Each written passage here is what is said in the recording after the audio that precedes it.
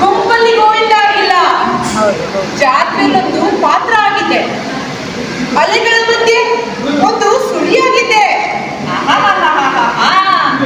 ಅದಕ್ಕೆ ಇದು ಮಾತೆ ಅನ್ನೋದು ಮಾತ್ರ ಜಾಸ್ತಿ ಆಗ್ತೀನಿ. ಅದಕ್ಕೆ ಎಷ್ಟು ವರ್ಷ ಆಯ್ತು ನೀ ಜೋಡಿ ಬಾಳ್ವೆ ಮಾಡಿ? ಮೌನಗೌರಿ ವೃತ್ತ ಮುಗೀತು, ಇನ್ ಮಾತಾಡ್ಲೇಬೇಕು ನಾನು. ಮಾತಿನ ಬರೆದಾಗ ನಾಟಕದ ಮಾತು ಮರಿಬೇಡ. ಅಪ್ಪಪ್ಪ ಅದು ಬಂದಾಗ ಹುಡುಕಿ ಇನ್ನು ನಾಟಕದ ಯಾವುದು ಅಂತ ಅರ್ಥ ಆಗಿಲ್ಲ, ಪಾತ್ರಗಳು ಯಾರು ಯಾರು ಅಂತ ನಿಶ್ಚಿತ ಆಗಿಲ್ಲ. ಎರಡು ಪಾತ್ರ ಅಂತೂ ಗ್ಯಾರಂಟಿ, ಒಂದು ನಾನು, ಇನ್ನೊಂದು ನೀನು. ಅದೇನಾಗ್ತದೆ, ನಾಟಕ ಅಂದಮೇಲೆ ನಟಿ ಸೂತ್ರಧಾರಿ ಇರಬೇಕಲ್ಲ. ಮಾಡಿದ ಪಾತ್ರ ಮಾಡಿ ಮಾಡಿ ಬೇಜಾರಾಗಿದೆ ನನಗೆ. ಈ ನಾಟಕದಲ್ಲಿ ನೀನು ನಟ, ನಾನು ಸೂತ್ರಧಾರಿ. ಛೇ ಛೇ ಛೇ ಛೇ ಛೇ ಛೇ ಛೇ ಅದಂಗಾಗ್ತದ? ಅನಾದಿ ಕಾಲದಿಂದಲೂ ನಡ್ಕೊಂಡು ಬಂದ ಪದ್ಧತಿ ಅದ. ಯಾವತ್ತು ನೀನು ನಟಿ, ನಾನು ಸೂತ್ರಧಾರ. ಸ್ತ್ರೀ ನಟಿ, ಪುರುಷ ಸೂತ್ರಧಾರ. ನಾನು ಕುಣಿಸಿದಂಗ ನೀನು ಕುಣಿಬೇಕು ಅಷ್ಟ. ಇದ್ದೇ ಬೇಡ ಅನ್ನೋದು.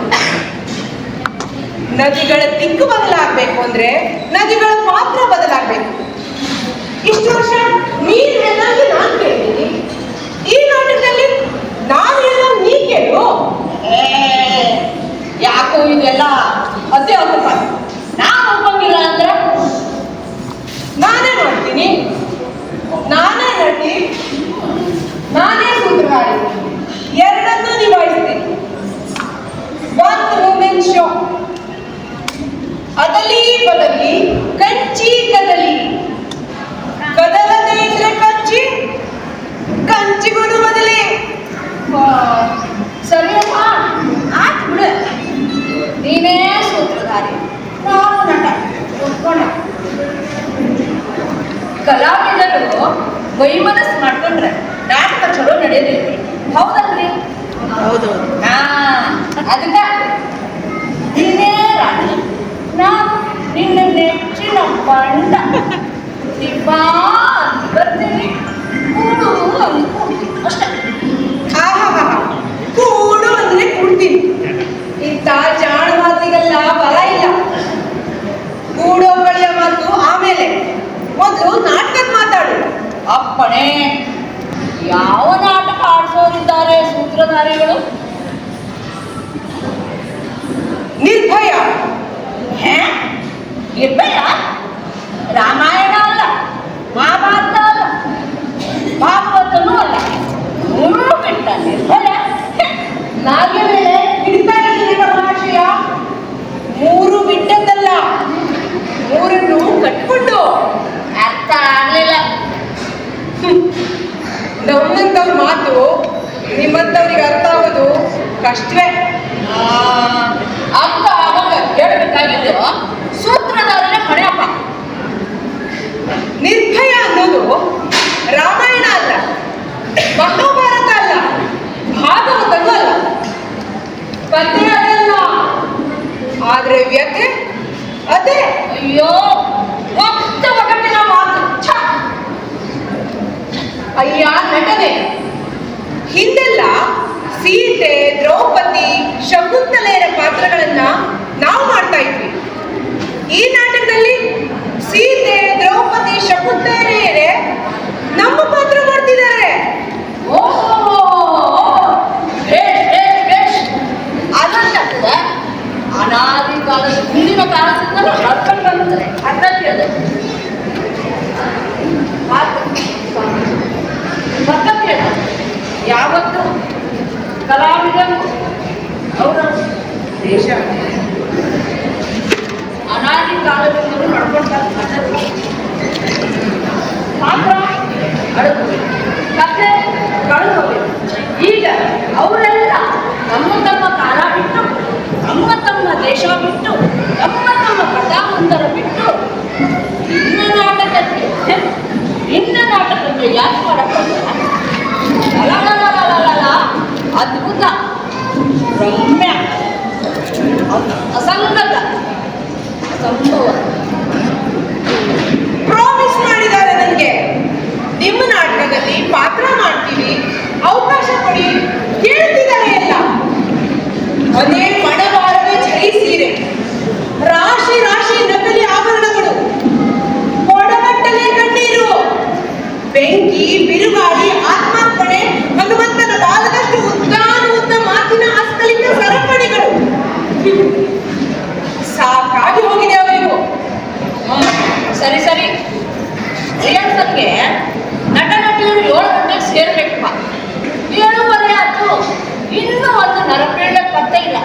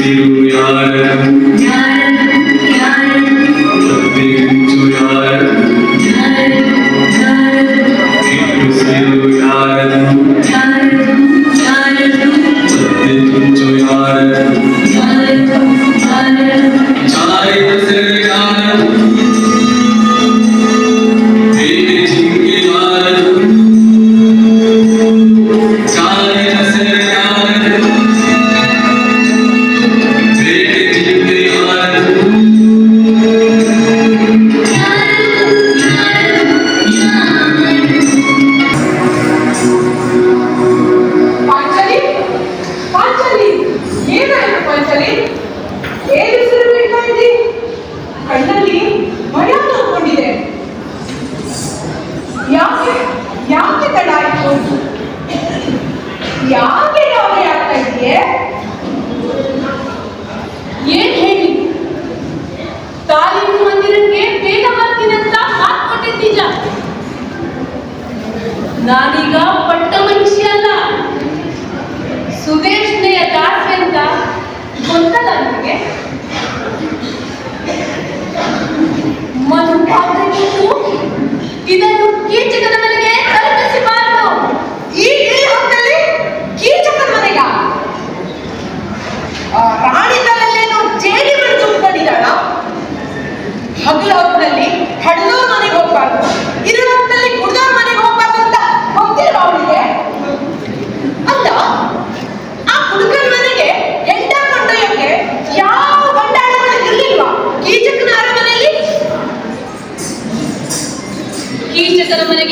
ಬಂದಿದೆ.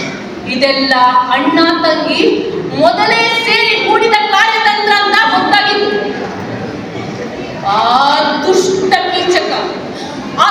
ಕೀಚಕ ನನ್ನ ಕೈ ಹಿಡಿದು ಮಂಚಕ್ಕೆ ಸೇರಿದ. ಅವನು ಮನೆ ಹಾಳಾಗ, ಅವನ ವಂಶ ನಿರ್ವಂಶ ಆಗ. ನನ್ನ ಕೈಗೆ ನಾನು ಸಿಗಬೇಕಾಗಿತ್ತು ಆ ಪುರುಷ ಮೃಗ. ಅವನ ಕಾಲ ಯಾವುದು, ಬಾಲ ಯಾವುದು, ತಲೆ ಯಾವುದು ಗೊತ್ತಾಗಬಾರ್ದು. ಹಾಗೆ ಚಿತ್ರಾನ್ನ ಮಾಡ್ಬಿಟ್ಟಿದೆ. ಅಲ್ಲ, ಅವನಿಗೆ ಬಂತು ಬರಬಾರದು. ಒಂದಲ್ಲ ಎರಡಲ್ಲ 3 ಹೆಂಡ್ರು ಅವನಿಗೆ.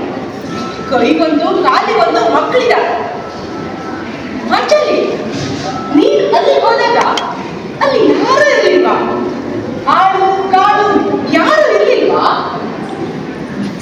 ಎಲ್ಲರನ್ನೂ ತೀರ್ಥಯಾತ್ರೆಗೆ ಕಳಿಸಿದ್ದ. ಇನ್ನು ಆಳು ಕಾಡು ಗಂಡಾಳುಗಳು ಕೆತ್ತನೆಯ ಕಂಬಗಳಾದವು, ಹೆಣ್ಣಾಳುಗಳು ಚಿತ್ತಾರದ ಪುತ್ಥಳಿಗಳಾದವು. ಮೀಸುಕಾಡಲು ನಿಂತಿದ್ದರೆಲ್ಲ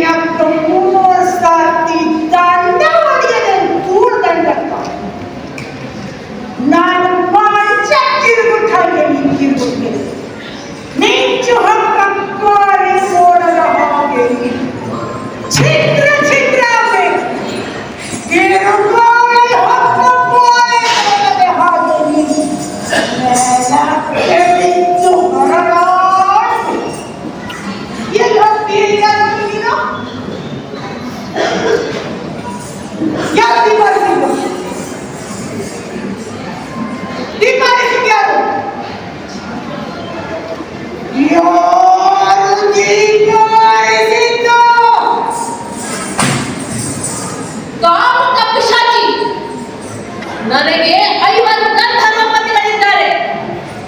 ನನ್ನ ಕಣ್ಣಿಗೆ ಬಂದ್ರೆ ಸುಮ್ಮನೆ ಇರೋದಿಲ್ಲ. ಅವರು ಹರಿದು ಚಿಂತೆ ಮಾಡ್ತಾರೆ, ಬುದ್ಧಿ ಬುದ್ಧಿ ಬುದ್ಧಿ ಮಾಡ್ತಾರೆ.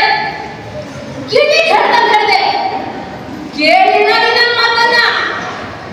ಸೀಪಾಸಿದ್ದು ನನ್ನ 2ನೇ ಗಂಡ. ಅವನು ಸುಮ್ಮನೆ ಉಫ್ ಅಂತ ಉದಿದ್ರೆ ಸಾಕು, ಆಕಾಶದಲ್ಲಿ ಉಳಿಯುವ ನಕ್ಷತ್ರಗಳೇ ಆಗಿ ಹೋಗ್ತವೆ. ನೀನು ಗಂಡ ಉಫ್ ಅಂದ್ರೆ ಉಳಿಯೋ ನಕ್ಷತ್ರ ಕೂಡ ಆಗಿ ಹೋಗ್ತದೆ. ಅಂದ್ರೆ ನಿನ್ನ ಗಂಡ ಕಮ್ಮಾರನ ತಿಂದಿರ್ಬೇಕು. ಅವಾಗ ಗಂಡಲ್ಲ. ಚಿಡಿಮಣಿ, ಇದು ವಿರಾಟ ಚಕ್ರಾಧಿಪತಿಯ ಮಹಾದಂಡನಾಯಕ ಮಹಾಮಂತ್ರಿ ಪ್ರಚಂಡ ಸಿಂಹಾಸನಾಧೀಶ. ಈ ಜಗನ ಅರಮನೆ ಕಡೆ ಮತ್ತೆ ನಗರದ ಗೋಮಾಳದ ಭಯಗಲ್ಲ. ನಿನ್ನ ಗಂಡ ನಿರ್ಮಾತಿಯಲ್ಲಿ ಒಂದು ದೊಡ್ಡ ಸೊಳ್ಳೆಯು ಈ ಸುಳಿಯೋ ಹಾಗಿಲ್ಲ. ತೀರ್ಮಾನಿಸಿದ ನಿನ್ನ ಕಾಲ್ಗೆ ಗಿಲಿಗಿಲಿ ಶಬ್ದ ನನ್ನ ಕಿವಿಗೆ ಕೇಳ್ತಾ ಇದೆ. ಹಿಡ್ಕೊಂಡು ನಾನಿದ್ದೀನಿ ಅಂತ ಬಿಸಿಕೊಳ್ತಾ ಇದ್ದೀನಿ. ಊರಿಗೆ ಅದರ ಪರಿಮಳವೇನು ಹಂಗ ಅಂತ ತಿಳಿಯಲಿಕ್ಕೆ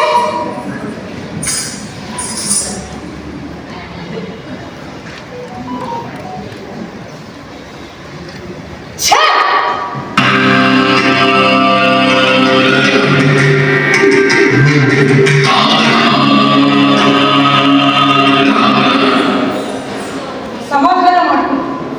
ಸದ್ಯ ನಿನ್ ಧೈರ್ಯ ನಿನ್ ಕಾಪಾಡ್ತು. ಮಂಚಲಿ ಕೀಚಕ ನಿನ್ ಕೈ ಹಿಡಿದು ಮಂಚೆ ಕಳೆದಾಗ ನಿನ್ಗೆ ನಿನ್ನ ಅಣ್ಣ ನೆನಪು ಆಗ್ಲೇ ಇಲ್ವಾ? ಕೃಷ್ಣ ನೆನಪು ಆಗ್ಲೇ ಇಲ್ವಾ ಮಂಚಲಿ? ಹೌದಲ್ಲ, ಆಶ್ಚರ್ಯ. ನನಗೆ ನನ್ನ ಅಣ್ಣ ನೆನಪು ಯಾಕಾಗಲಿಲ್ಲ ಅಂತ, ಯಾಕೆ ಅಂತ ನಾನು ಹೇಳ್ತೀನಿ. ತೇನವಿನಾತ್ನಮಪಿನ ಚಲತಿ ಅಂತ ದ್ವಾಪರ ಯುಗದ ದ್ರೌಪದಿ ನಂಬಿದ್ದು. ಕಲಿಯುಗದ ದ್ರೌಪದಿ ಈ ವಾಕ್ಯವನ್ನ ಸ್ವಲ್ಪ ಬದಲಿಸಿ ಹೇಳಬೇಕಾಗಿದೆ. ತೇನವಿನಾತ್ನಮಪಿನ ಚಲತಿ ಅಲ್ಲ, ನಾನು ವಿನಾತ್ನಮಪಿನ ಚಲತಿ. ನೀನು ಮನಸ್ಸು ಮಾಡದೆ ಒಂದು ಹುಲ್ಲು ಕಡ್ಡಿಯು ಅಲ್ಲಾಡಲಾರದು. ಇದು ನಿನ್ನೆಯ ಮಾತು. ನಾನು ಮನಸ್ಸು ಮಾಡದೆ ಒಂದು ಹುಲ್ಲು ಕಡ್ಡಿಯು ಅಲ್ಲಾಡಲಾರದು. ಇದು ಹಿಂದಿನ ಮಾತು. ಪಾಂಚಾಲಿ ಕೀಚಕ ತಪ್ಪಿಸಿಕೊಂಡ ಮಾತ್ರಕ್ಕೆ ಹಾಗೆ ಸುಮ್ಮನೆ ಬಿಡೋನಲ್ಲ ಅವನು. ಅವನು ನಿನ್ನನ್ನ ಇಲ್ಲಿಗೆ ಹುಡುಕೊಂಡು ಬಂದ್ರು ಆಶ್ಚರ್ಯ ಇಲ್ಲ ನನಗೆ. ಬಾಗಿಲು ಹೊಡೆದು ಸಪ್ಪಳ ಕೇಳ್ತಾ ಇದೆ. ಯಾರೋ ಬಂದಿರೋ ಹಾಗಿದೆ. ಕೀಚಕನ ಕಡೆಯಲ್ಲಿರಬೇಕು, ಇಲ್ಲ ಕೀಚಕನೇ ಇರಬೇಕು. ಕಾಲ, ದೇಶ, ಮಿತಿ, ಸಂದರ್ಭದ ಮಿತಿಯೇ ಇರುವುದಿಲ್ಲ ಕೀಚಕರಿಗೆ. ಕೀಚಕನಂತ ನರಿಗಳನ್ನ ಒಪ್ಪಿ ಇರಿಯಬೇಕು. ಪೌರ್ಣಮಿ ನಲ್ಲಯ್ಯರ ಭೇಟಕ್ಕೆ ಪ್ರಶಸ್ತವಾದ ಸಮಯ. ಮಧ್ಯರಾತ್ರಿ ಹುಣ್ಣಿಮೆ ಚಂದ್ರ ಛತ್ರಿ ಹಿಡಿಯುವ ಸಮಯಕ್ಕೆ ಸರಿಯಾಗಿ ಭೇಟಿಯಾಗೋಣ ಅಂತ ಹೇಳ್ತೀನಿ. ಅವನು ಇಲ್ಲಿ ಬರ್ಲಿ, ಅವನಿಗೆ ಹೇಗೆ ಮೆಣಸಬೇಕು ಅಂತ ನನಗೆ ಗೊತ್ತು.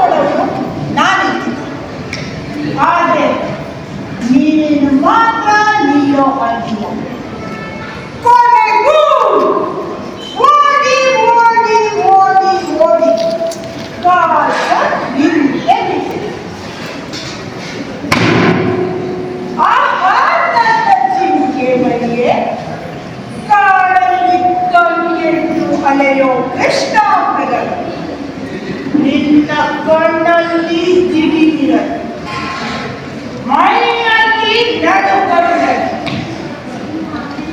ಸೋಣೆ ತುಂಬ ಬೆವರಿಗಳು. ಈ ಕೀಚಕನಿಗೆ ಮಲಗಿದ್ದೆ ಮಂಚ ಹೊಟ್ಟಿದ್ದೆ ಬಂದು ನನ್ನ ಚಂದನದ ಕೀಳಿಗೆ ಕಾವನ್ನ ಕೈಯಾರೆ ಎತ್ತಿದ ಬಣ್ಣದ ಪುತ್ಥಳಿ. ಈಗೆಲ್ಲಿ ಹೋಗ್ತೀನಿಯೋ?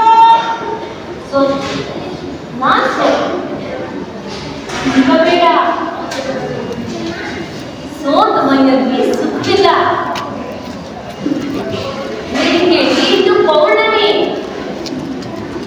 10 ಗಂಟೆಗೆಲ್ಲ ಈ ರಂಗಮಂದಿರದಲ್ಲಿ ತಾಲಿ ಮುಗಿದು ಒಂದು ನರಪಿಳಿದಿರೋದಿಲ್ಲ. ಅಷ್ಟರಲ್ಲಿ ಕೊಂಚ ಕಾಲ ಜಾಸ್ತಿ ನಾನು ಸುಧಾರಿಸ್ಕೋತೀನಿ.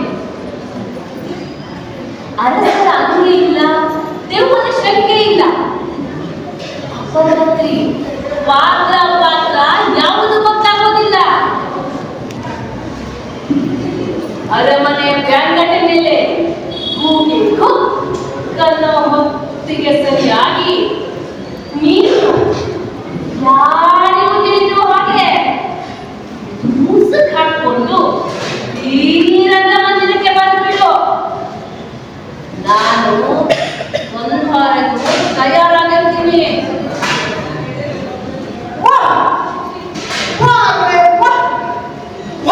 ವರ್ಷದ ಸತ್ಯವಾಗಿನ ಮಿಂಚಿನ ಬೆಂಬಳ್ಳಿಯೇ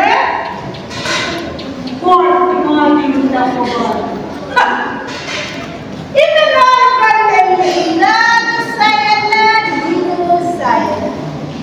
ನನ್ನ ಕಾಲು ಮುಂದಿನ ಕಬ್ಬಿಗೆ ಹಸುವೆ ಪ್ರೈಮರಿ ಸ್ಕೂಲಲ್ಲಿ ಓದಿದ ಗೋವಿನ ಹಾಡನ್ನ ಮೈಯಾಡ ನೀನು.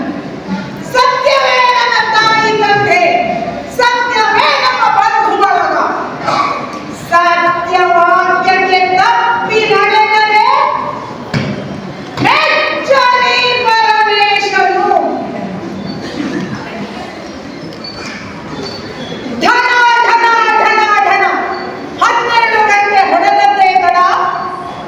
ಇದೇ ನಾಟ್ಯ ಮಂದಿರ, ಇದೇ ಚಿತ್ತಾರದ ಮಂಚ, ಇದೇ ಹಂಸತೂಲಿಕ ಹತ್ತಿ ನೆಟ್ಟೆ, ಇದೇ ಕೃಷ್ಣಮೃಗ, ಇದೇ ಇದೇ ಅದ್ಭುತ ಗಾತ್ರ.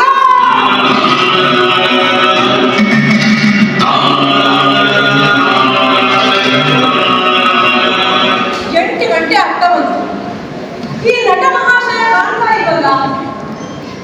ಎಲ್ಲಿ ಹೋಗ್ತಾ ಇದ್ರು? ಲೋ ನಟ ಮಹಾಶಯ, ರಂಗಪ್ಪ, ಈಗ ನಿನ್ನ ಕೆಲಸ ಬಹಳ ಇದೆ. ಎಲ್ಲ ಮಾತು ಪರದೆಯಿಂದ ನಿಂತ್ಕೊಂಡು ಚಾಚು ಸಪ್ತನ್ ಕೇಳಿಸ್ಕೊಂಡೆ. ಅಲ್ಲ, ದಾರ ಹೋಗೋ ದೆವ್ವನ್ನ ಒಳಗ್ ಕರ್ದಂಗ ನಿನಗೆ ಯಾಕೆ ಬೇಕಿತ್ತು ಇಲ್ಲದ ಉಸಾಬರಿ? ನೀನ್ಯಾರು? ಮಹಿಳಾ ನಾಟಕ ಮಂಡಳಿಯ ಸಂಸ್ಥಾಪಕ ಕಾರ್ಯದರ್ಶಿನಿ. ಆ ಕೀಚಕನ ಮತ್ತೆ ಬರುತ್ತಿದ್ದೀರಿ ನೀವು? ಹೇಳಿ ಕೇಳಿ ಪಾಂಚಾಲನ್ನು ಭಾರತದ ಒಂದು ಪಾಠ. ಕೀಚಕ ಅದೇ ಗತಿಯ ಇನ್ನೊಂದು ಪಾಠ. ಕೀಚಕನ ಗತಿ ಕಾಣುವ ಜವಾಬ್ದಾರಿ ಪಾಂಚಾಲಮ್ಮನ 2ನೇ ಗಂಡ ಭೀಮನು. ಯಾಕೆ ಇಲ್ಲದ ಮೈ ಮೇಲೆ ಹೇಳ್ಕೊಳ್ತೀನಿ? ಏನ್ ಮಾತಂತ ಆಡ್ತೀನಿ ನಟ ಮಹಾಶಯ? ಪಾಂಚಾಲಿ ಕಾವ್ಯ ಲೋಕದಿಂದ ನಾಟಕದ ಸಂದರ್ಭಕ್ಕೆ ಬಂದಾಯ್ತು. ನಾನು ನಾಟಕದ ಸೂತ್ರಧಾರಿ. ಹೋಗು, ನನಗೂ ನಿನಗೂ ಯಾವ ಸಂಬಂಧನೂ ಇಲ್ಲ ಅಂತ ಆ ಹೆಣ್ಮಗಳನ್ನ ಹುಲಿಗಾಡಿ ಒಪ್ಪಿಸ್ಲ ನಾನು. ಅದು ನನ್ನಿಂದ ಸಾಧ್ಯ ಇಲ್ಲ. ಹಂಗಾರ ಸರಿ ಬಿಡು. ಪಾಂಚಾಲಮ್ಮನ ಕೃಷ್ಣನ ಪರಮ ಭಕ್ತೇ ಆಗಿ ಒಡ ಹುಟ್ಟಿದ ಅಣ್ಣನಿಗಿಂತಲೂ ಕೃಷ್ಣ ಹೆಚ್ಚು ಆಕೆಗೆ. ಅಣ್ಣ ಬಾ ಅಂತ ಕರೆದು ಸಾಕು, ಕೃಷ್ಣ ಎಲ್ಲಿದ್ರು ಬಂದರುತ್ತಾರೆ.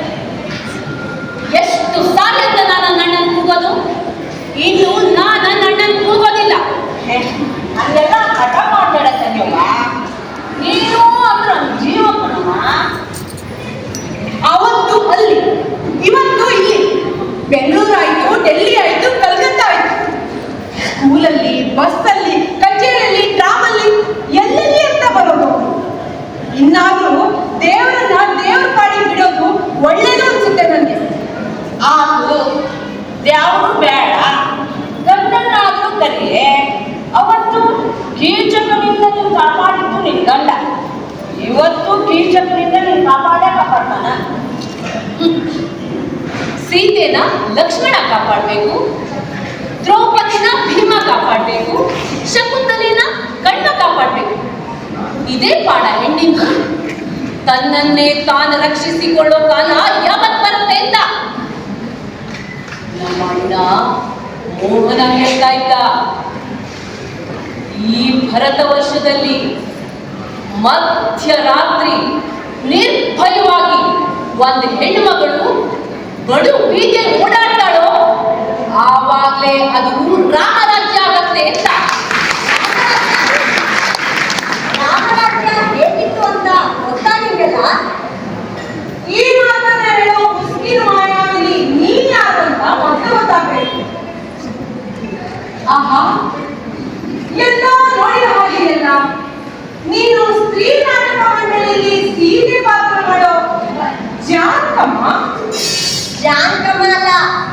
ಸ್ವತಃ ಜಾನಕಿನೇ. ರಾಮ ನನ್ನನ್ನ ಜಾನಕಿ ಅಂತ ಹೋಗೋಕೆ ಹೆಚ್ಚು ಇಷ್ಟಪಡ್ತಾ ಇದ್ದ. ಓಹೋ, ತಾವು ಈಗ ಎಲ್ಲಿಂದ ಬರೋಣ ಆಯಿತು ತಾಯಿ? ಅಯೋಧ್ಯೆಯ ಅರಮನೆಯಿಂದಲೋ, ವಾಲ್ಮೀಕಿ ಮುನಿಯ ಆಶ್ರಮದಿಂದಲೋ, ಇಲ್ಲ ಜೇವರ್ಗಿ ನಾಟಕ ಕಂಪನಿ ಅಲ್ಲಿಂದ ಬಂದ್ರಿ?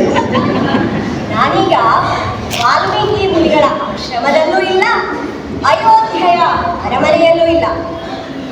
ರಾಮಗಿರಿ ಪರ್ವತದ ಹೆಸರನ್ನು ಕೇಳಿದ್ದೀರಲ್ಲ, ನಿಮ್ಮ ನಾಟಕದ ಕಂಪನಿಯ ಹಿಂದಿರೋದೇ ರಾಮಗಿರಿ. ನನಗೆ ಲವಾಕುಶ ಅಂತ ಮುದ್ದಾದ ಮಕ್ಕಳು, 2 ಕಣ್ಣುಗಳಿದ್ದ ಹಾಗೆ. ಅದೇ ಅಳೋ ಕಣ್ಣಲ್ಲ, ನಗೋ ಕಣ್ಣು. ನಂದೇ ಆದಂತಹ ಒಂದು ಆಶ್ರಮವನ್ನ ಮಾಡಿಕೊಂಡು ನಿರ್ಮಾನುಷವಾದಂತಹ ಪ್ರದೇಶದಲ್ಲಿ ನಿರ್ಭಯನಾಗಿದ್ದೀನಿ ಈಗ ನಾನು. ಮನುಷ್ಯರ ವಾಸವೇ ಇಲ್ಲ ಅಂತೀವಿ. ಪರ್ವತಾಗ್ರದ ನಿರ್ಮಾನುಷ ಸಾಂದ್ರ ವನ, ಕ್ರೂರ ಮೃಗಗಳು, ವಿಷ ಸರ್ಪಗಳು, ಅಲ್ಲಿ ಒಂದು ಹೆಣ್ಣು ನಿರ್ಭಯವಾಗಿರ್ಲಿಕ್ಕೆ ಹೇಗೆ ಸಾಧ್ಯ ಅಂತ. ಅಲ್ಲಿ ಕಾಡು ಪ್ರಾಣಿಗಳಿವೆ, ಮನುಷ್ಯರಿಲ್ಲ. ಅದಕ್ಕೆ ಅಲ್ಲಿ ನಾನು ನಿರ್ಭಯಳಾಗಿರೋದು. ನನ್ನ ಆಪ್ತೇಶ್ವರಿ ಯಾರು ಹೇಳಿ? ಜಟಾಯು ಅನ್ನೋ ಹದ್ದು, ಜಾಂಬವ ಅನ್ನೋ ಕರಡಿ, ಮಾರುತಿ ಅನ್ನೋ ಬಾಲರು. ಇವ್ರುಗಳೇ ಕಾಲಕ್ಕೆ ನನ್ನನ್ನು ಕಾಪಾಡಿ ರಕ್ಷಣೆ ಮಾಡ್ತಾ ಬಂದಿರೋದು. ಯಾವಾಗ ಮಾರೀಚ, ಶೂರ್ಪನಖಿ, ರಾವಣ ಇಂಥ ಮನುಷ್ಯರು ಹತ್ರ ಬಂದ್ರು, ಆಗ ಪ್ರಾರಂಭವಾಯಿತು ನನ್ನ ಕಷ್ಟಗಳ ಪರಂಪರೆ. ನಾನು ಮನುಷ್ಯರಿಗಿಂತ ಪ್ರಾಣಿ ಪಕ್ಷಿಗಳನ್ನೇ ಹೆಚ್ಚಾಗಿ ನಂಬೋಳು. ಅದಕ್ಕೆ ಮಾರೀಚ ನನಗೆ ದ್ರೋಹ ಮಾಡುವಾಗ ಬಂಗಾರದ ಜಿಂಕೆಯ ವೇಷದಲ್ಲಿ ಬಂದಿದ್ದು, ಅದು ಹಣಿ ಅಂತ ತಿಳಿದು ನಾನು ಮೋಸ ಹೋದೆ. ಶ್ರೀರಾಮಚಂದ್ರ ಲೋಕಾಪವಾದಕ್ಕೆ ಹೆದರಿ ತುಂಬ ಗರ್ಭಿಣಿಯಾದ ನಿನ್ನನ್ನ ಕಾಡಿಗೆ ಕಳಿಸಿದ್ದು. ಹೊತ್ತು ಲಕ್ಷ್ಮಣನೇ ನಿನ್ನನ್ನು ಕಾಡಿಗೆ ಬಿಟ್ಟು ಬಂದಿತ್ತು. ಕರುಣಾಳು ರಾಘವನದೇನು ತಪ್ಪಿಲ್ಲ, ಹೆಣ್ಣಾಗಿ ಹುಟ್ಟಿದ ನನ್ನೇ ತಪ್ಪು ಅಂತ ನೀನ್ ಗೋಳಾಡಿದ. ವಾಲ್ಮೀಕಿ ಮುನಿಗಳ ಆಶ್ರಮದಲ್ಲಿ ಲವಕುಶ ಜನಿಸಿತು, ಎಲ್ಲ ಗೊತ್ತಲ್ಲ ನನಗೆ. ದೌಮ್ಯ ಮಹರ್ಷಿಗಳು ನಾವು ವನವಾಸದಲ್ಲಿದ್ದಾಗ ನಮ್ಮನ್ನು ಸಮಾಧಾನ ಪಡಿಸೋದಿಕ್ಕೆ ನಿನ್ನ ಕತೆ ಹೇಳ್ತಾ ಇದ್ರು. ಸೀತಾ ಮಾತೇನೆ ಇಷ್ಟೊಂದು ಕಷ್ಟಪಟ್ಟು ನಿಮ್ಮ ಸ್ಥಿತಿ ಎಷ್ಟೋ ಮೇಲು ಅಂತ. ಮೇಲೋ ಏನು ಕೀಳೋ ಒಂದು ತಿಳಿದಿಲ್ಲ ಪಾಂಚಾಲಿ.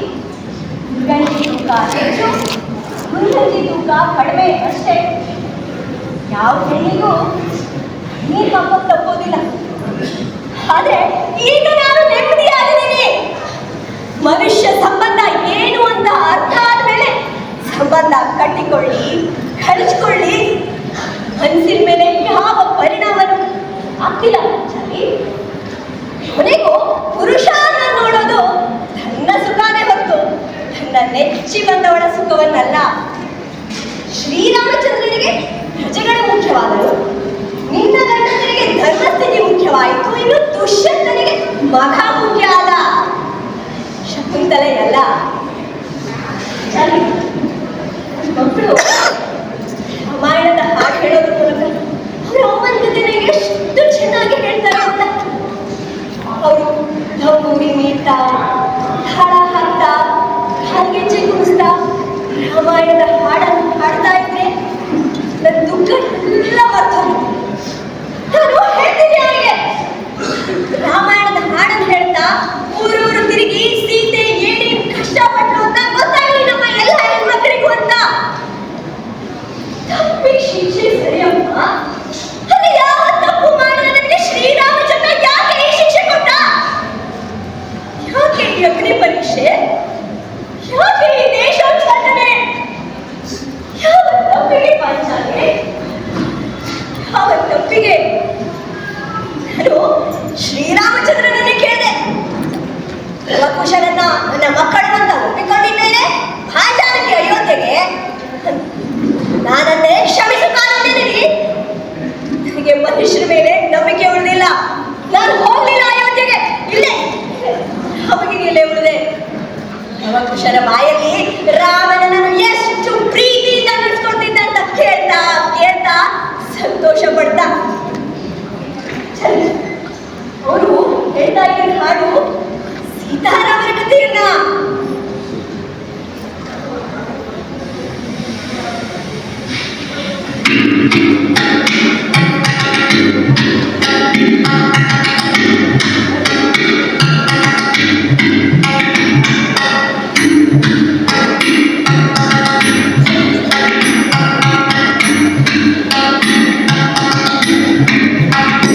सीताराम सीताराम सीताराम सीताराम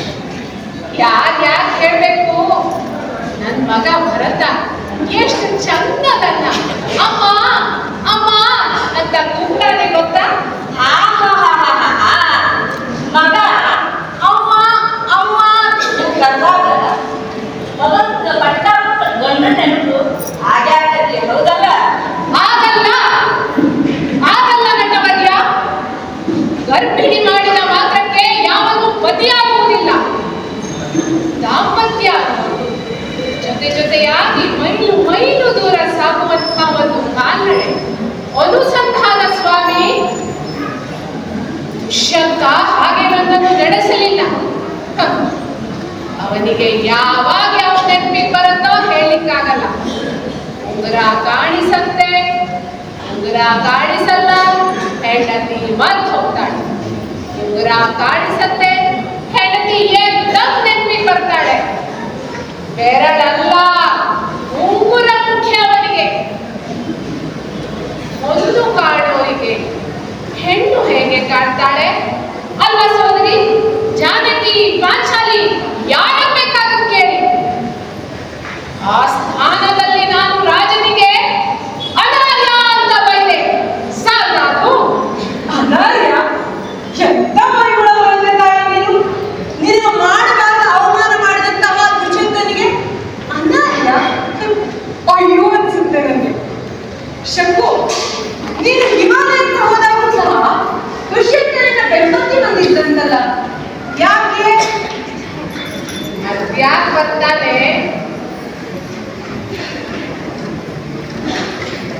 ಭರತ ನನ್ ಮಗ, ಅವನನ್ನ ನನ್ ಕೊಡು, ನೀನು ಅದನ್ನ ರಾಣಿಯಾಗಿ ಬೆಳೆಸ್ತೀನಿ ಅಂತ ನಾನ್ ಹೇಳ್ದೆ. ಮತ್ತೆ ಹೃದಯ ವಿಹಾರ, ಮತ್ತೆ ಅಮಾಯಕ ಚಿಂತೆಯ ಬಲಿ. ಬೇಡವಯ್ಯ ಬೇಡ. ನಮ್ಮ ಭರತ ಮುದಿಕುಮಾರರ ಜೊತೆ ಮನುಷ್ಯರಲ್ಲಿ ಮನುಷ್ಯನಾಗಿ ಬೆಳೀತಾ ಇದ್ದಾನೆ. ಎಲ್ಲವೂ ಸಮಾನ, ಸಹಾವಲಂಬಿ, ಸುಸಂಸ್ಕೃತವಾದ ಪರಿಸರದ ನಡುವೆ ಬೆಳೀತಾ ಇದ್ದಾನೆ ನನ್ನ ಮಗ. ಇವತ್ತು ಶ್ರೀ ಸಾಮಾನ್ಯನೇ ಜಗನ್ಮಾನ್ಯ ಅಲ್ಲವಾ? ಸಾಮಾನ್ಯರ ರಾಜ್ಯವಾಗಿ ಭಾರತ ಭರತನದಾಗಬೇಕು. ಕಾಡಲ್ಲಿ ಪ್ರಕೃತಿಯ ವ್ಯವಸ್ಥೆ ಹೇಗಿರುತ್ತೆ ಗೊತ್ತಾ? ಒಂದು ಕಾಡಲ್ಲಿ, ಒಂದು ಮರದಲ್ಲಿ ಲಕ್ಷಾಂತರ ಎಲೆಗಳಿರಬಹುದು. ದಿನದ ಯಾವುದೋ ಕ್ಷಣ ಪ್ರತಿಯೊಂದು ಎಲೆ ಒಂದು ಚೂರು ಬಿಸಿಲು ಸಿಕ್ಕೇ ಸಿಗಬೇಕು. ಹಾಗಿರತ್ತೆ ಎಲೆಗಳ ಜೋಡೆ. ನಮ್ಮನ್ನು ನಾವು ವಾಡಿಕೊಳ್ಳುವುದು ಅಂದರೆ ಅದೇ ಅಲ್ಲವಾ ಮತ್ತೆ? ಅಯ್ಯೋ, 12 ಗಂಟೆ ಆಗ್ತಾ